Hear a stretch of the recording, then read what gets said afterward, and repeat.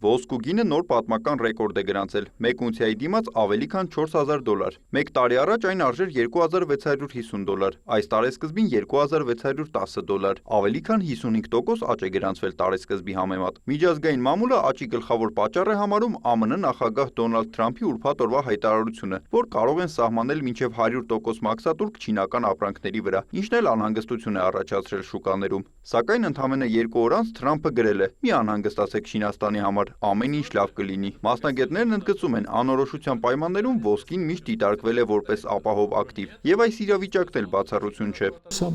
իհարկե նախ եւ առաջ պայմանավորված է աշխարհաքաղաքական այն զարգացումներով եւ այն վիճակում, որ կա։ Կարծում եմ հիմնական այստեղ դերը իհարկե դերակատարություններ Միացյալ Նահանգները եւ քաղաքականության մեջ նոր տարեր մտցնել, որը տնտեսության համար անորոշություններ ստեղծում է, մաքսային խնդիրները, այդ առևտրային պատերազմները, որ գնում են, նաև իհարկե այլ գործոններ էլ կան։ Այդվանդերձ աշխարհի համաշխարհային տնտեսության, համաշխարհային առևտրի վիճակը այնքան էլ բարվոք չի եւ կարգավորման դեռ միտումներ չկան։ Կովիդից դա սկսեց, հետագայում այդպես չի, որ ամեն ինչ վերացավ։ Կովիդը վերացավ, բայց հետևանքները մնացել են։ Հետ մատակարարման շղթաներ եւ այլն, որ եւ իհարկե հանգեցնում է այս արդյունքի։ Երբ ոսկին աճում է, զուգահեռ բաժնետոմսերի շուկայում գների անկում է նկատվում, ընդգծում է փորձագետ Էդգար Աղաբեկյանը։ Սակայն նաև պետք չէ այս գների աճի ֆոնին ոսկին որպես եկամտաբեր ներդրումային ակտիվ դիտարկել։ Եթե նախկինում առանց լինեինք մենք մեծ եկամտաբերություն կարող էինք ունենալ, բայց ապագան չեն կարող ասել, որ նույն կերպ կարող է ընթանալ։ Եթե այն անորոշությունները, այն ռիսկերը, որոնք կան, պահպանվեն, բնականաբար հա եկամտաբերությունը կարող լինի նույնը կամ ավելի շատ, բայց շուկա է եւ այդ շուկայում դիտարկել ոսկին էս առումով ուղղակի եկամտաբեր ակտիվ եւ սկսել ներդրում անել ոսկու մեջ նույն ակնկալիքներով մի փոքր վտանգավոր է։ Բագրատ Ասատրյանը հիշում է, տարիներ առաջ, երբ Կենտրոնական բանկը պահուստավորում էր անում, ոսկու մեկ ունցիայի արժեքը $400 սահմաններում էր։ Նշում է, գների այս փոփոխությունից Հայաստանն անմասն չի մնա, նախ որպես ոսկու արդյունահանող երկիր օգուտ կքաղի։ Բնակչությունը իհարկե դժգոհ է, որովհետև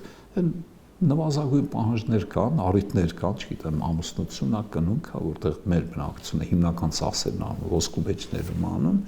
այս իմաստով իհարկե դժգոհությունը մեծանում է։ Բայց ամեն դեպքում մենք կրկին պետք է համակերպենք, պետք է ապրենք այս իրավիճակում եւ այստեղ երկիրը անելիք ունի։ Մենք իմ կարծիքով մեր հրանակին սխալ մի բան արեցինք, որ հրաշալեցինք ոսկու պահուստներից։ Ընդ որում ես ասում եմ, որ երբեք ուշ չի վերականգնել, որովհետեւ միջազգային արտաքին պահուստների դիվերսիֆիկացիայի ամենալավ եղանակը տարբեր մասերի բաժանել եւ տարբեր միջոցների մեջ դնել, այդ նաեւ իհարկե ոսկին շատ կարեւոր է։ Այս հայտարարությունների ֆոնին նաև կրիպտոակտիվների շուկայում մի պահ անկում նկատվեց։ Խոսքը ավելի քան $19 միլիարդ վաճառքի մասին է։ Կրիպտոակտիվները հիմնականում աճում են այն փուլերում, երբ որ բաժնետոմսերի շուկաներն են ընդհանուր առմամբ, այսինքն աճում,